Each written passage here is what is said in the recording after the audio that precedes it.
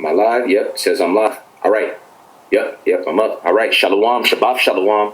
First and foremost, as always, I want to give all the praise, honor, and glory unto Yahweh, Hashem, Yahweh Shai. Also want to give double honors to the apostles and elders of Great Millstone, and honors to all you fellow laborers that are kicking this word in sincerity and faith. For the Holy Spirit resting upon me to do this lesson. So this lesson is entitled, let me go ahead and pull it up. Yes, Beethoven was black, and I put black in parentheses because there's no such thing as a black person. Everyone has a biblical nationality. Now, Beethoven, according to ancient depictions, ancient records, his father is a so-called black man, which would make him from either the tribe of Judah, Benjamin, or Levi, because Judah, Benjamin, and Levi were inhabiting ancient Europe, medieval Europe, and were the actual rulers of the land. And you so-called white people who were biblically known as Edomites, you were the peasants and we were the rulers. Now, I went into this before. I went into this last year, and I touched on Nature Knows No Color Line, which is a book by J.A. Rogers. Now I have another book by J.A. Rogers entitled Sex and Race, because you Edomites, you can say whatever the hell you want. Yeah, through the spirit and power of Yahweh and Yahweh Shah, we have the receipts. That's what our people say. You gotta bring forth the receipts. Well, we have the receipts. We actually have, first and foremost, we have the Holy Scriptures. All right? We have the Holy Scriptures first and foremost, and we also have documenting evidence, supporting evidence in the form of icon books, and books like this, which is a Sex and Race. So I may very well go into Nature Knows No Color Line. I have that book at the house. I thought that I brought it. However, I brought Sex and Race, and it's the spirit that I brought this book. Something said, hey, just bring this book, because that's what's trending on Twitter right now. How Beethoven was a so-called black man, which me myself, I've known that for going on 15 years. There's this book I used to watch. This book I used to, not even this book, this website I used to go to, Global African Presence, that was the name of it. There's a brother, Renuko Rashidi. So obviously he's into the Hamitic way of life. However, he's an Israelite and he's an historian. So I used to go on his website pretty much every day, and he would put up different icons and different relics. That's the word I'm looking for. Different relics of ancient Europe, ancient Asia. And it was clear that these are so-called black people. So then my wheels started spinning in my mind, like, okay, well, these people, they don't really look like Africans. They look like me. And so the Heavenly Father, and I know all of us can testify to it, the Heavenly Father, he conditioned us for this truth. We got a little piece here, a little bit there. We would come across those icons. A lot of us knew about the Black Madonna and these different relics of ancient Europe or medieval Europe. Or we know about samurais. What's his name? I forget his name. Tokomaru, I believe that's his name. And there's a proverb in Japanese amongst the Ammonites that in order for you to be a samurai, a good soldier, a warrior, you have to have a little bit of black blood. So you see these things, and then the truth is presented. You know about the Illuminati, you know about these different things, and then the Heavenly Father builds you up to the point where when the truth is presented to you, you're just like, yes, that's it. Instantly, you just get it. To the point where, going back to 2007, I was at a family reunion in Silver Spring, Maryland, and an Israelite, which he's in Dimona, Israel now, he's like an in-law. He came in through the door and he was dressed in all white, and he walked right up to me and he told me that I was an Israelite, that I was a Jew, I was from the tribe of Judah, and I accepted it instantly. I came back to California, I was telling everybody, I was telling all the homies that we the Jews. And then a year later, I started getting into actually watching the videos and learning about the other tribes. So it's all spiritual, man. And a lot of our people, they're waking up to the fact that we're more than just slaves, just niggas that was swinging around on trees and living in mud huts in Africa, and then we were brought here, and now we're civilized. See, our people, Luke chapter 8, verse 17. For nothing is secret that shall not be made manifest, neither anything hid that shall not be known and come abroad. Right. Now, Esau, he's tried to hide the true history, or he's tried to deface us. Now, there's a term called iconoclasm, which that sprang out of the Renaissance period, in which the so-called white man, the devil the Bible speaks of, he would purposely paint over so-called dark images, so-called black images, which you would consider African Americans, Caribbean people, Haitians today. Because those are the people that were ruling in medieval Europe. And that's why trending on Twitter right now is the fact, the unrefutable fact that Beethoven was a so-called black man, a so-called Negro. He's an Israelite. Whether he was from the tribe of Judah, Benjamin, or Levi, I can't tell you. Yet he was of the southern kingdom, a so-called black man. Because you have a whole lot of so-called black people that were ruling in Europe, and a lot of them, they had Edomite mothers, so-called white mothers. However, your nationality, according to the Bible, is determined by your paternal lineage, so that would make them Israelites. It's the book of Numbers, chapter 1, verse 18. And they assembled all the congregation together on the first day of the second month, and they declared their pedigree after their families by the house of their fathers. You see that? So your pedigree is according to who your father is. Your father, his father, his father, his father, so on and so forth. According to the number of the names from 20 years old and upward by their polls. You see that? So let me go ahead and get into some of these images. Now, the first I'm going to start off with, this is at the beginning of the book. This is Queen Charlotte Sophia, a consort of George III, which he himself was an Israelite. You would call him a mulatto or a quadroon in this society. Now, generally, in colonial times, when you would see a so-called mulatto or a quadroon, you would think of them as being terrorists. All right, their mother got raped by the white man, and then there was a so-called mulatto that came out. She got with another white man. But see, in Europe, it was actually different. It would be a so-called black man. He'd get with a so-called white woman. That child would then get with another so-called white woman. And so down the line, they may have some curly hair. They may have certain features, but by and large, you would consider them a so-called white person. They would be classified in today's society as a so-called Caucasian, maybe an Italian or something like that. But for the most part, maybe mixed race, but for the most part, they'd be considered a white person. Yet, through their paternal lineage, they're whom? They're Israelites. And Charlotte, North Carolina is actually named after her. Now you look, she's clearly a so-called black woman. Some of you sisters, you got women in your family like that. Some of you brothers, you got a woman in your family. I got women in my family that look like this on my mother's side. Right, Sicilians, right, because Sicilians are spawned by niggas. They like Dennis Hopper. He told Christopher Walken's character in True Romance, which that's true, because their paternal lineage goes back to so-called black people. Judah, Benjamin, and Levi, who conquered that area. And it's not just the Sicilians, all throughout Italy. All right, so let me jump, and I'm going to read a little bit, and I'm going to start, because it's about a good 60 pages, so obviously I'm not going to go into all of it. But I'm going to start in particular concentrating on Western Europe, Spain, and Portugal, the Iberian Peninsula, which Iberia itself goes back to what? Ibaria, which means Hebrew. Ancient Ireland was referred to as Ibernian in the Iberian Peninsula. That's what you would consider today Spain and Portugal, in which a lot of us are actually of Spanish and Portuguese descent. A lot of so-called black people here in the Americas, we were actually taken from Spain and Portugal. We were the first, those of us that have been on this side of the world the longest, of Judah, Benjamin, and Levi, we were directly taken from Spain and Portugal, where we were ruling. We were conquered, and we were sold over here into slavery. So, he's got a lot, but I'm gonna jump around.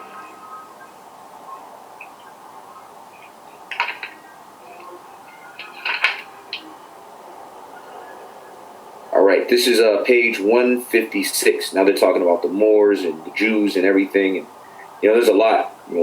This is a big book.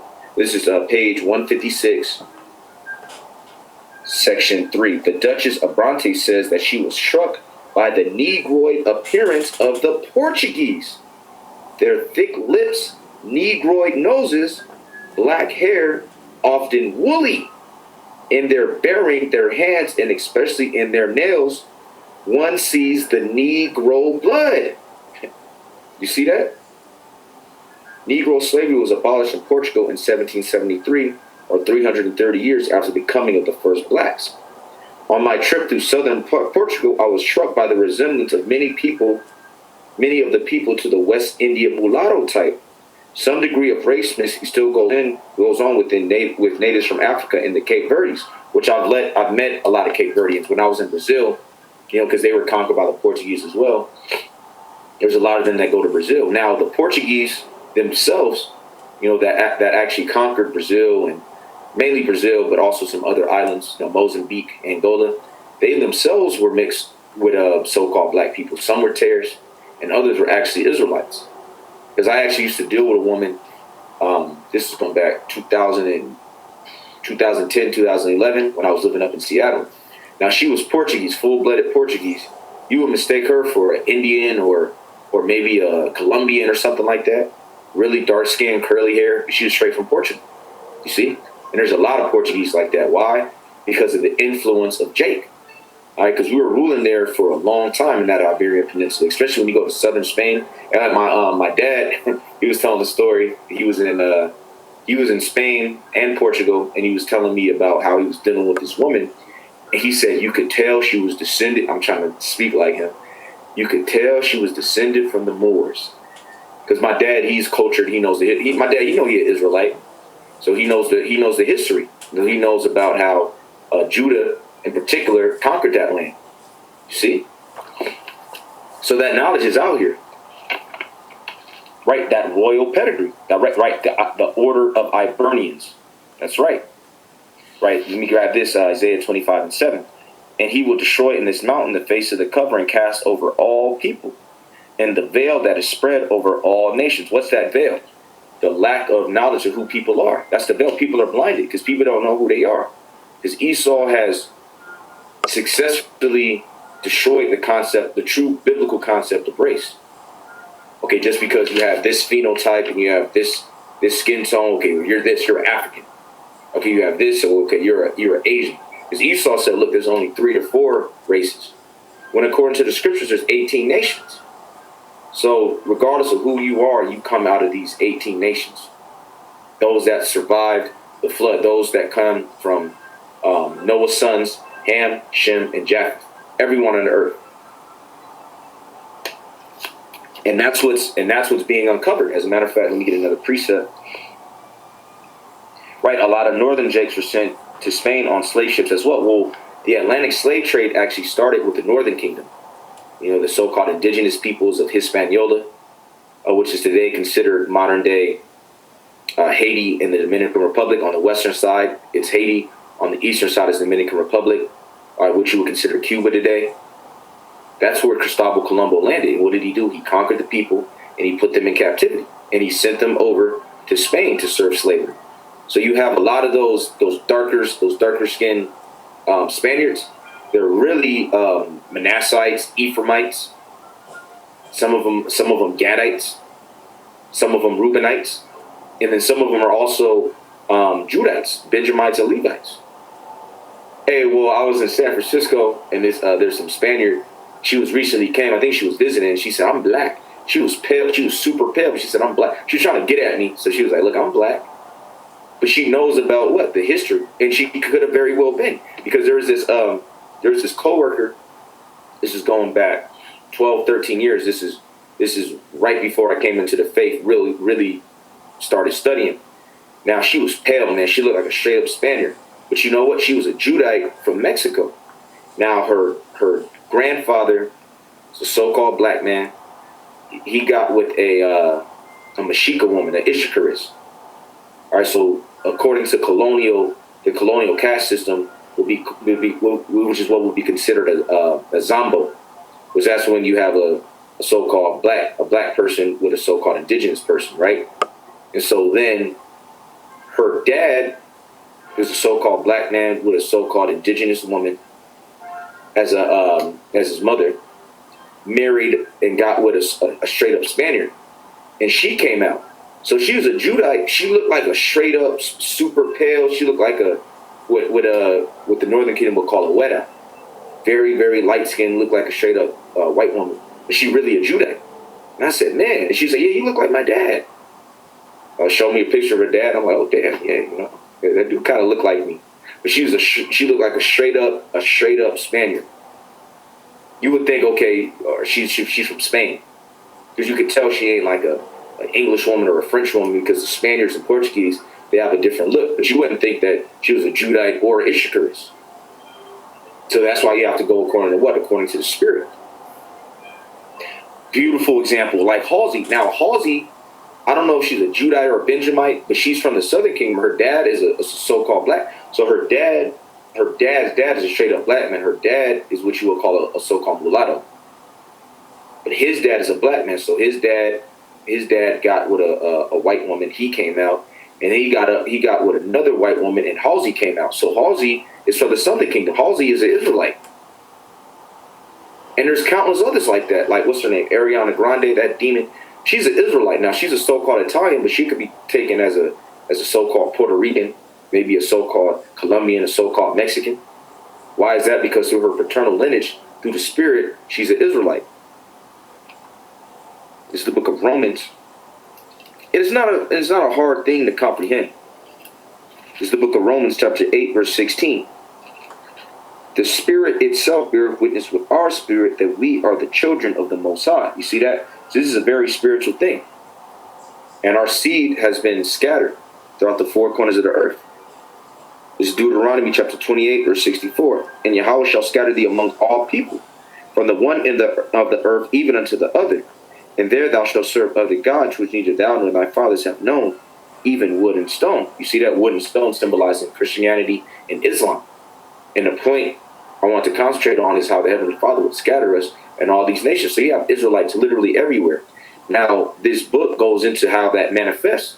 How even today there's certain people who look like so-called white people, so-called Asians, whatever nation, yet through their paternal line, they're really Israelites. Negro slavery also flourished in southern Spain. It was from Seville that the first Negro slaves to the New World were taken in 1502. You see that? It was from Seville, that's in Spain, southern Spain, that the first Negro slaves to the New World were taken in 1502. Yeah, so the first slave ships came from where? Came from Seville, southern Spain. So is a so-called black man here in America and in the West Indian Islands and in the Caribbean and in Haiti and scattered throughout Central and South America, are they from Africa? No. The first came from Spain. So where did they come from? They really came from Israel. All right, in that book, Babylon and Timbuktu breaks it down. And see, that's why Esau, he don't want to touch these books. He's not going to teach this, because then certain thoughts in your mind will be sparked. Right, Northern Kingdom woman I deal with called me black. Right, who knows, brother? Because you're so-called Colombian, you could very, very well be an Afro-Colombian. You could be a Judite. You could be a Benjamite. You could be a Levite. All right, Jeremiah 17:4. Let me go ahead and grab that. This is the book of Jeremiah, chapter 17, verse 4. And thou, even thyself, shalt discontinue from thy heritage that I gave thee, and I will cause thee to serve thine enemies in the land which thou knowest not. You see that? And that's what has happened. We've served our enemies in a land which we know not. We've been scattered. Mainly here in America, but also in these other lands. For you have kindled a fire in my anger, which shall burn forever. That's right. This is the book of Baruch, chapter 2, verse 30. For I knew that they would not hear me, because it is a stiff-necked people. But in the land of their captivities, they shall remember themselves. And that's exactly what's happening. Our people are beginning to remember themselves, because they're putting two and two together. They're like, okay, well, wait a second. How did those black people, or Beethoven is black, how did he get there? Oh, it wasn't just through slavery. They were already there. But how did they get there? Because we were fleeing Roman persecution, and we ended up there. Again, that book, Babylon and Timbuktu, breaks it down. Our people were scattered.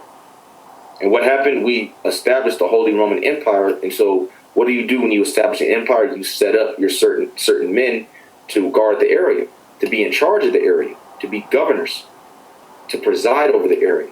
And those men are whom? So-called black people. That's why we have these different depictions of so-called black people in rulership. Around the coats of arms. Go down. This is in Italy.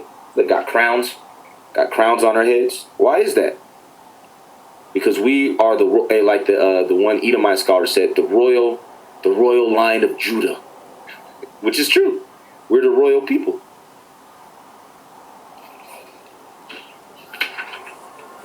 And then you look on the coats of arms, they're so-called Christian and what you would consider so-called Christian, so-called Jewish symbols.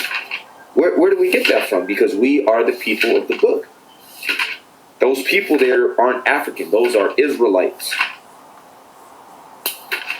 And there's a lot. See, look. What do you have here? You have a very dark-skinned so-called black man with a pale woman. Looks to be a so-called white woman. Look, you have coats of arms. Now, this is in the British Isles, which, again, the landmass, the island known as Ireland today was before known as Ibernia, which goes back to Ibaria, which literally means Hebrew. So you can't get around it. You're all right, brother, for not posting it. You're all right. All right, so let me read on in the book of Baruch, the 2nd chapter, verse 31. And shall know that I am Yahweh their power, for I will give them an heart and ears to hear, and they shall praise me in the land of their captivity and think upon my name. And that's exactly what we're doing. Adawan Ratazam, I'm going to go out. I'll be out in about 3 hours. I'm going to go to Tahoe for the day. And Adawan Ratazam will bring it out there. And that's mostly Edomites. You got a lot of, not Asherites, Naphtalites out there too. There's a lot of so-called Chileans and Argentinians out there. There's some Judites. No, but for the most part, there's heathens. You got Esau and Moab. But guess what? I'm going to go and praise the names of Yahweh and Yahweh Shai. So we're fulfilling that prophecy.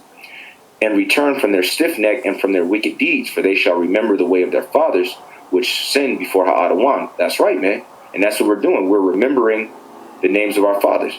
I seen Jake on Twitter about Beethoven making funny memes. That's right. That's what sparked me to do this lesson, because that's a trending topic. So now what's going to happen, certain Jakes that are serious minded, they're going to do more research, and they're going to say, well, wait, you're going to uncover more of this. And some of them may come across this video. You know, and that's the hopes, that some of the elect will be drawn in through that research, because that's what sparked me. You know, looking into different things, and I'm seeing all these images, and then, like I said, my I guess he like a cousin-in-law, and he came right up to me. Like, I literally saw him walk through the door.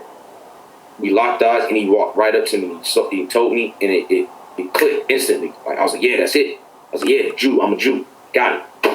That's it. Came back to California. This is 2007. I'm telling all the homies. I went to this cultural program, and they were telling us where we came from, and I broke it down. This is before, like I said, this is before I was in the truth. I said, yeah, I really started here, and I drew Israel, and then I ended up here in Africa, and then I came over here. So that's all spiritual, man. See, this is a spiritual thing, and that's why Esau is confounded right now. He can't understand how this is happening. See, this is the spirit, man. You cannot get around this. You see this in the British Isles, so not just in Ireland, but also in England, Scotland, which I just saw there's a brother in Scotland. So I'm going to just read a little bit more, get a few more precepts, and then I'll wrap up. It was from Seville that the first Negro slaves to the New World were taken in 1502. Only Spanish Negroes were exported. That is, those who had come under the influence of Christians, right? So the Christians, the Jews, the Moors, they were all so-called black people, man. All just different factions, just different worship. That's all. Seville had a large number of Negroes who lived in what is now Barrio Carmona. These blacks had a government of their own under a Negro count, Juan de Valoduada, El Conde Negro. Right, and you see some modern people in Spain. And like I said, I used to deal with a woman. She looked like she could be an Asher. She was very dark skinned. You know, she was about my color if I'm not out in the sun. You know, because I change colors. Sometimes I'm closer to my mother's color. Was my mother? She's a very lighter skinned woman. My dad, he's a very dark skinned man. So I go in between. Which a lot of you brothers are like that. You know, a lot of brothers have darker skinned fathers and lighter skinned mothers. All right, so let me jump around. Right, this is page 159, and it's so much. So I would recommend that you brothers, if you can, go ahead and check it out. Page 159. Moreover, some of Portugal's greatest men were of Negro ancestry. One of them, Antonio Vieira, was her greatest orator, her greatest prose writer, and her noblest soul. You see that? So you got a lot. Now you got a lot of our people. Oh, like the book speaks about Alexander Pushkin. Now, if you speak to any Russian, any Eastern European, they're going to know about Alexander Pushkin. That was a so-called black man. So we're renowned, man. We're everywhere. Right, First Maccabees 3:48, and laid open the book of the law, wherein the heathen had sought to paint the likeness of their images, right? And that's a trait of Esau. Esau always does that. Now, he did that before because there's no new thing under the sun, pursuant to the book of Ecclesiastes, the first chapter, and he ran it back during the Renaissance period. And he knew, okay, these are so-called black people, and he purposely painted them as white, destroyed the noses, which Alexander the Creep, he did that when he conquered Egypt. So that's what these Edomites do. They call my pops Judah and my mom Ephraim. Hey, me too. That's right. Hey, yeah, through the spirit. Because my mother growing up, I thought she was a Gadite. You know, I was raised, okay, she's a so-called a Native American, and my grandmother is Gad and Judah. And my mother, Gad, so she's mostly Gad.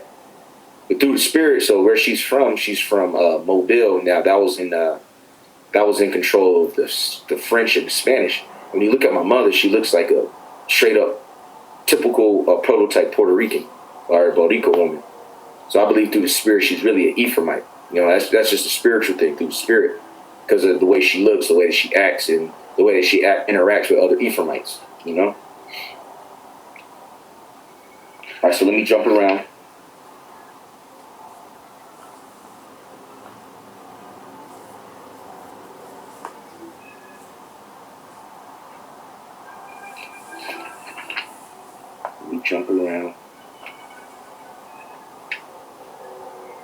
Right, another great Italian, now this is going into Italy, who was most likely of Negro ancestry was Ludovico, the Moor, Duke of Milan, foremost member of the powerful Sforza family.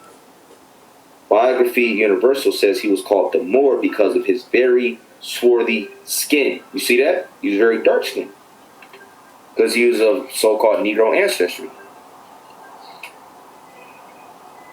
Yep, the brother said, my favorite cousin who first told me the truth, his pop, Judah, his mom, Ephraim. That's right. There's a lot, in this generation, our generation, there's a lot of brothers like that. Because like if I get with a so-called Latina, she always says, okay, what's your mom? She either thinks my mom's Mexican or Puerto Rican or something like that. You know, most people perceive me as that. Now, a lot of brothers, you know, say I could pass for a northerner because of my mother, you know. And also on my dad's side as well. You know, I got my grandmother. My grandmother is a Manassite. She was Manasseh. My grandmother on my dad's side, she's Manasseh and Benjamin. You know, so there's a lot of mixing, and some Simeon in there too. I think on my dad's side, one of the women, grandmother or great grandmother, she's a so-called Arawak Indian. You know, so the indigenous peoples of the Dominican Republic. You know, so she would be a Simeonite. You know, so there's a lot of mixing, you know, amongst the tribes. All right, so I'm gonna jump around some more.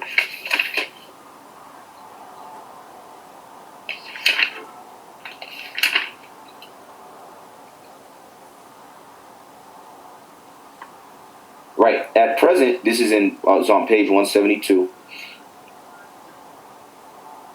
The people of Central Europe, especially Hungarians, show to a marked degree the mixing which has happened as a result of the various invasions.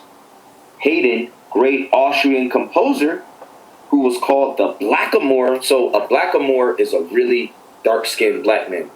Just like in today's society, you have Blackamoors. Okay, he dark-skinned, he brown-skinned. This is what Jake said. Okay, what is she? Oh, she a dark-skinned. Okay, she kind of like a brown-skinned. And then you'll say, oh, she a light bright. So it's the same thing. There's no new thing under the sun. So a very dark-skinned man would be called a Blackamoor. And then just a regular medium brown brother would be called a Moor. And then it was somebody that was light skinned, they would be called a tawny one. But they're all what? They're all so-called black people. Like I said, today you got oh, he dark skinned, oh, he brown skinned, oh, she a light bright. It's the same thing, man. Same, no new thing under the sun. She a red bone, right? She a red bone, she a light bright, but she's still a so-called black. She's still a so-called black woman. She's just lighter complected. Maybe her mom's an Edomite, or her mom might be a light-skinned Ephraimite or a light-skinned Issacharist. Her mom might be what you consider a mestiza, you know what I'm saying? But her dad is a black man, so she came out looking more like her mom. You know, that's all. Yeah, Jake called yellow chicks red bone. That's right. I heard that Arabs, Hamites, and Israelites ruled Europe. Is that true? Well, it was mostly Judites. Now there were Arabs and Hamites amongst, but it was mostly Judah. Because the Moors, like in Spanish, right? When you're referring, like myself, I would be referred to as a moreno, right? You have negro and you have moreno. So moreno is look. There's another term. So moreno, that's a dark-skinned person, generally a so-called black person, and that comes from what? From Moor, which Moor really means black. Yet you'll usually refer to a moreno as somebody's my complexion, and you'll call somebody that's darker negro. But I'm obviously a so-called black man. I'm just not like the darkest skinned brother. And that's all. So you did have Hamites along with them, as well as Ishmaelites. But primarily it was Judah, Benjamin, and Levi. All right, to answer your question, brother. Right, it's going to be a trip when our true tribes are revealed. Right, I remember King Marshall saying that I don't care how low you are, you ain't inferior. That's right. Yeah, that's right, because usually if you're lighter skinned, you get, if you're a man, you'll get picked on, because the whole thing is, okay, you lighter skinned, you softer, you weaker, whatever, you know? But that's not the case. And but you know what, that sentiment goes back to slavery, because a lot of lighter skinned Jakes would be really whom? They'd be Edomites, they'd be son of the slave master, they'd be tares. But see, the scriptures talk about the wheat and the tares. So you have the real dark skin, dark as Wesley Snipes. That guy could be a straight up Edomite. And then you could have somebody light as Steph Curry, and he is straight up Judite. Or light as Blake Griffin. Or really look like Justin Timberlake, be a straight up Judite. You know, so it's all through the spirit, all right? It's all through the spirit. All right, so who was called the Blackamoor because of his very dark skin, probably came of this Turkish Negro stock. At least one noble Austrian family of the 18th century, the von Fuchsreben, had a direct Negro strain. The daughter of Angelo Solomon, a Negro from the Congo, who was a favorite of the Prince of Lechstein and also of Joseph II of Austria, married the Baron Edward von Fuchsreben. You see?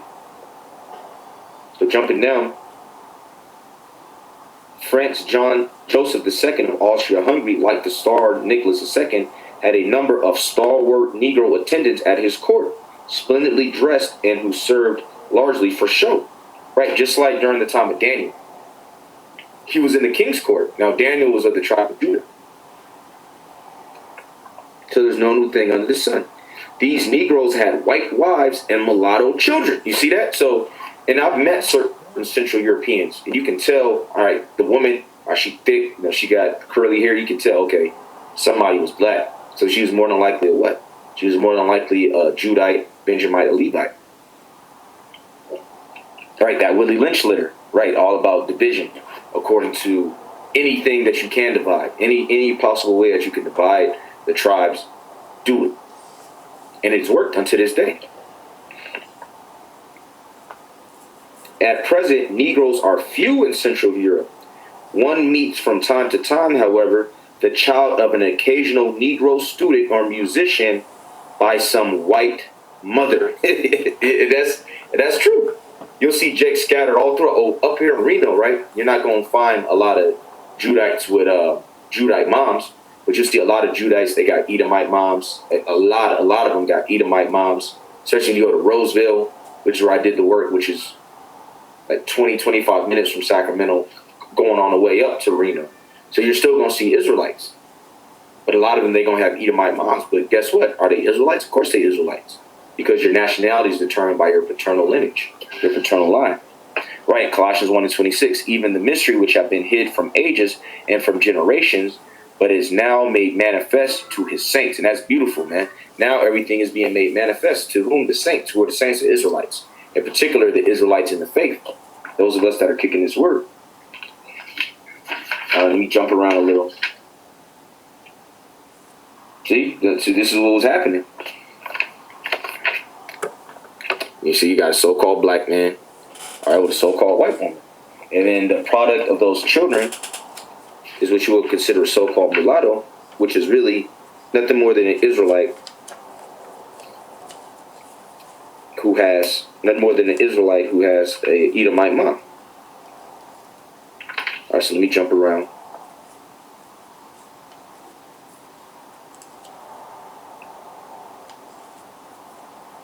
Yeah, this is now this going into Russia, right? So I want to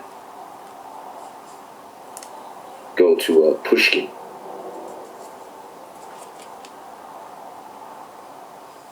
Where is he at? Where is he at?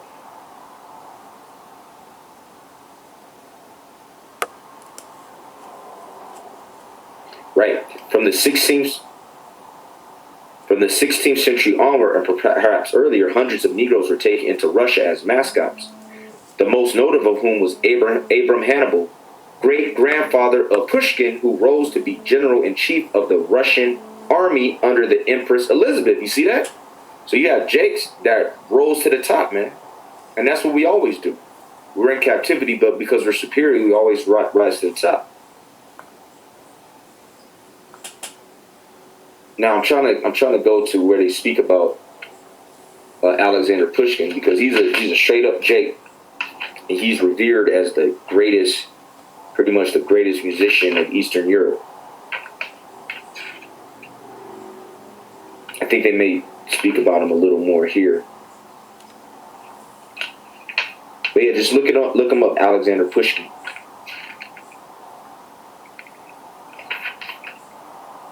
Let me jump around a little more. Right, all right, this is page 182. In many cases, the colored soldiers themselves complained to their officers about the shameless advances made to them by German women, and frequently a military guard had to be called to keep women from entering the barracks by the window. Right, these so-called white women. Now, you brothers who watch the live stream, you see it all the time, man. You know, I'm out there in the spirit.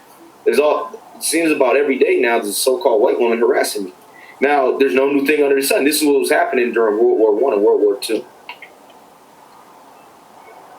A military guard had to be called to keep women from entering the barracks by the window.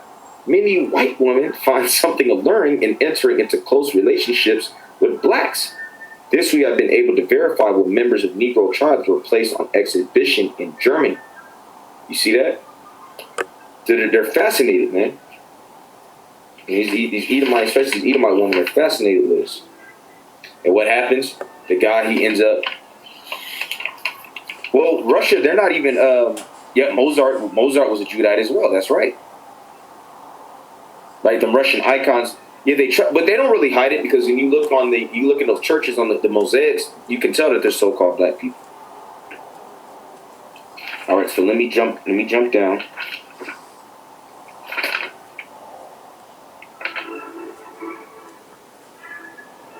Look at this. The present royal family of Sweden is descended from Jean-Baptiste Bernadotte, who came from the south of France and was of Moorish ancestry and was swarthy and had woolly hair. You see that? So you got Israel everywhere, man.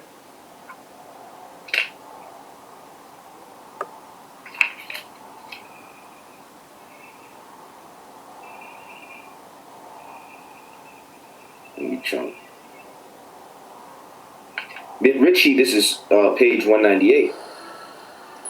McRitchie points out further that the best proof of the Negro origin of some of these noble British families are the thick-lipped Moors on their coat of arms. some of these families are still named Moore. Oh, like Jim Morrison. He was the lead singer of the Doors. Now you look at the guy; he's clearly an Israelite. Now he's pale, but he has long, curly hair. He has thick lips. He's got a big nose. And that guy, he was a heartthrob, man. Everybody loved Jim Morrison. All the women loved Jim Morrison. Which Morrison breaks down to what? Son of the Moor. He's a so-called Irishman. You know? So there's all types of men like that. He was cool with Jimi Hendrix.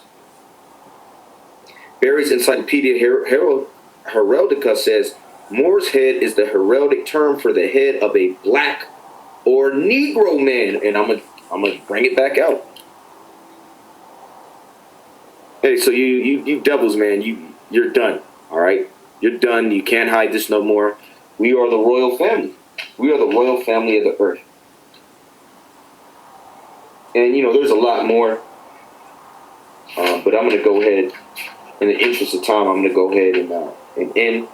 You know, if the Spirit allows, you know, say something else becomes a trending topic, I may break out the other books and go some more into it. But just a little bit of history, you know, concerning our people. Mozart, right? The coat of arms of Sardinia bears witness. That's right. Oh yeah, brother. This is Sex and Race. This is by J.A. Rogers. And so this is volume 1 because there's 3 volumes, and I done read all the volumes.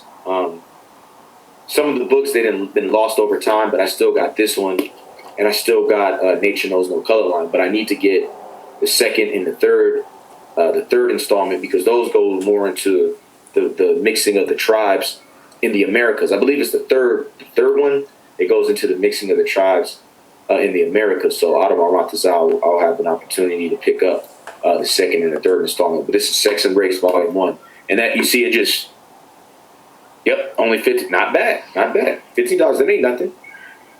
You know, that ain't nothing but what an hour of doing some deliveries, man, or even 30 minutes. You know, for the knowledge that you can bring out. So yeah, out on Ratazal, I'm gonna start bringing these books out a lot more. You know, I got this book, Black Inventors, especially because we're in the midst of a great awakening. Out on Ratazal, I'm gonna go ahead and go into this. You know, start off with Jeremiah the 10th chapter, Jeremiah the 51st chapter, and then just go into, you know, the great inventions of the so-called black man. All right, and you know what? It also speaks on the other tribes as well, Gad, Reuben, Manasseh. And why is that? Because in the spirit, Judah, Benjamin, Levi, we understand that the northern kingdom, these so-called Latinos and Native Americans, they're also our people. That's why there's always some. If it's a black book, usually there's going to be a section on indigenous peoples as well, because that's all spiritual.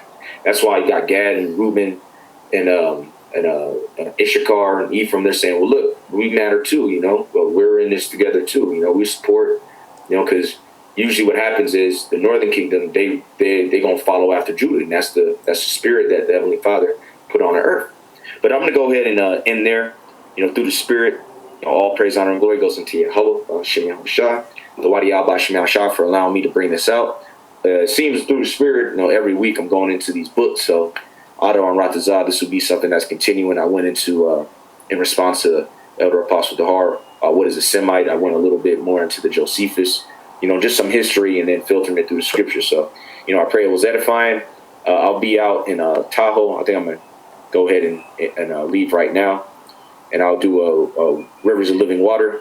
Otto on Ratazan, and then I'll go out on the highways and hedges. So much love to you, brothers and sisters. See you soon. Otto on Ratazan. Shalom.